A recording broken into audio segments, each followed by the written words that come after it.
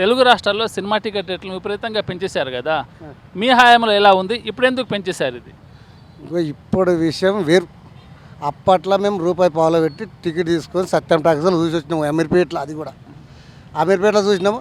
అలా తర్వాత ఈ ఎక్స్ రోడ్ పోయి సుదర్శన్లో చూస్తుంటాం. అది సుదర్శన్లో పోతే ₹2 టికెట్. అప్పట్లో అది చూసినాం మేము.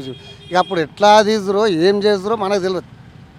కానీ ఇప్పుడు మాత్రం ఒక టికెట్ కొనాలంటే 300, 400 అంటారు. అది మనకు తెలియదు, మనం పోతున్నాం. ఇప్పుడు మనకి ఎందుకు వచ్చిన బాధ, అది కథ. ఇలా సినిమా టికెట్ పెంచడం కరెక్టేనంటారా?